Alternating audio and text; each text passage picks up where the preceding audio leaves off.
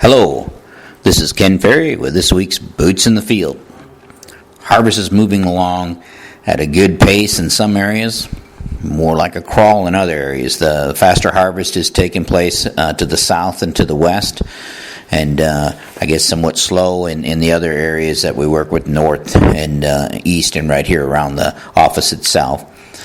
Getting reports in from the guys that are harvesting that moistures this week have dropped between 2 and 4 points compared to where they were last week in moisture. So that's quite a big move in the moisture side itself. Corn yields to the south, if we draw a line across the state there at Springfield and go south from there, situation where it looks like corn on corn is in that 2 to 215, 220 range, and the corn on beans in that 200, 240 range, with moistures in that 17 to 19%. That is the area of some of the tougher diplodia in the corn on corn. Some pretty rough docks coming out of that situation, so that's a little bit of a tough spot there as far as ear rots go itself. As we come north, we get closer to Decatur, starting to see some corn bean fields averaging in that 230, 260, where the corn on corn in the 220 to 240. Looks like in the general area down there anyway that the fungicide and the split end programs are probably going to show up in a big way, start to separate out a number of those farms by large bushels. Yields to the west stay strong as we're over in the Tazewell County, Mesa City area over there in that 220, 250 range. Hearing some strong numbers out of El Paso as well in the 240, 250 range. Getting numbers out of Leroy at 260. So a lot of strong numbers coming in. Not much up in the street area to report yet, but what has been coming in also is in that 220 to 240 area itself.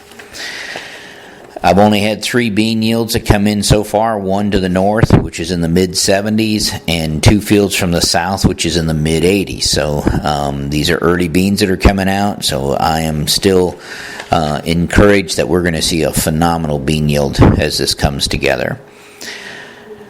With the yield coming in at or above yield estimates, that's a pretty sweet deal.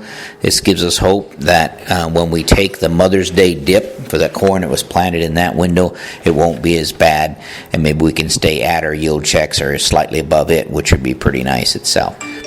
With that said, I think we are about to harvest some of our best corn. Most of the guys have been taking out their early season shorter corn and the corn that's been damaged due to wind and that type of thing, and poor stock quality, and getting ready to start into their fuller season corn. So I think we're going to see some of our strongest yields coming out here in the next 10 days or so, but I do think it will dip back off as we move into that Mother's Day stuff that especially from here north, as much as that got planted itself. Have been doing some service calls on fields this week with barren stalks. Guys are noticing as they're harvesting that there's too many plants out there without an ear on it. And as we start to look at that, they're missing the ear. And you find in some cases the stalk diameter is normal, so it's no different than the plant next to it, but there's no ear sitting there on the 7th node. Or there may be a rosette of ears sitting on the 8th node and none of them have pollinated, so kind of a cluster of ears itself. In a lot of cases that I've been in, it's been actual green snap or partial green snap above the ear. Of course, this would have happened in July when the winds were strong in July. Instead of tipping the plant, it actually just snapped the top off, and those ears are either aborted completely or pretty small. Some of them have a vertical split at the base, and I've seen this before, but not quite to the magnitude that I am running into it now. The stalk is normal, there's no ear on it, and if you go down in the bottom 1 to 2 feet of the plant, you'll find a split in the stalk that runs vertical with the stalk where the rind is split. And this too is caused from twisting and turning in the windstorm, and we get the plant that actually snapped vertically, and that let disease in, and that amount of stress from both the snapping and the disease has caused ear abortion on the plant itself. Not much we can do about that in those situations other than look for the type of hybrid that you're planting and what its green snap scores are. Unfortunately, if you got green snap insurance, I believe if it snaps above the ear, you can't collect. But seen more snap above the ear this year than I have in a long time, and again, just due to those unseasonably wild winds that we had in July. Some fields do have some very spindly small plants with no ears on it, so they're just runts out there. Of course, this problem is going to go back to the April-May time frame. In some cases, it's still the aftermath of the frost that we had and how the hybrid handled the frost. As we watch some of these fields that got clipped harder than most people believe by the frost, some of those just didn't bounce back, and before they got bounced back, seedling blight had knocked them around, and they got too far behind to put on the ear. In some fields that didn't get frosted, we're also seeing the evidence of seedling blight. So as we look at the mesocotyle, we can tell that the scrawny plants were planted at the right depth, they're singulated good, but they just don't have any seed root and a very poor looking mesocotyle. And that's seedling blight in itself that took those out. So that would have took that thing out somewhere in that V4, V5 range where it just couldn't keep up to the neighboring plants because it didn't hand off from the seed root to the true roots uniformly enough. Once it got behind, then it would end up being a runt out there in the field itself. So one of the things we want to do, though, is know where these are at. So when you're doing your push test, take a final ear count. Stretch a tape and see how many ears you got compared to your planted population. So there's no surprises there. Remember, the standard drop, the industry standard from what you plant to the ear count is 13% drop. We're pushing for you guys to reach a 6% drop. And you can't do that every year. You can't do that in every field.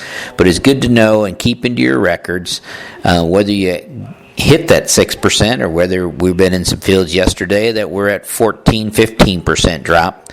Again, close to the industry standard, but not where the farmer wanted to be. We want to make sure it is due to things like green snap, seedling blight, not any type of planter misfunction or planting problem in itself. So check those ear counts when you're doing your push test itself. One thing I've been told a number of times this week by the guys that are hard at the harvesting, they said, Ken, you got to tell these guys that are waiting that they better keep an eye on stalk quality. It's coming apart fast by the week. So take warning from your peers out there that are at it right now. Don't lose this crop just because we're watching moisture, not watching the stalk quality. Fungicide is going to show up in standability.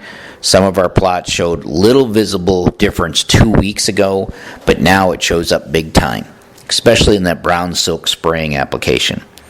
Go get the weakest fields first, let the sprayed acres dry down. One fungicide trial came out at about 6 bushel better this week, about 2 points wetter. Probably won't pay the bill, probably won't quite wash out there to pay the bill in that scenario, but the sprayed portion would have stood another 2 weeks easy, while the non-sprayed portion was already buckling at the knees and coming down. So situation, again, one of the reasons we were spraying was to give us some longevity in this harvest so we didn't have to pick this all up on the ground itself. With you guys with the hand harvest plots, don't forget to pick up your bags and get your labels for them. We got some of them coming in already, so keep that in mind as you're getting closer to those plots. Next week will be a big plot harvest week. We get through this little rain out that we have right now, and we'll be cranking right along. So if you can give us as much notice as possible, you guys that got plots to come out and you want to do that, it would greatly be appreciated. Soil crews are chasing the combines as we speak, so don't forget to call those orders in, and don't forget to let us know when those fields are out. With that, let's keep her safe, keep her moving.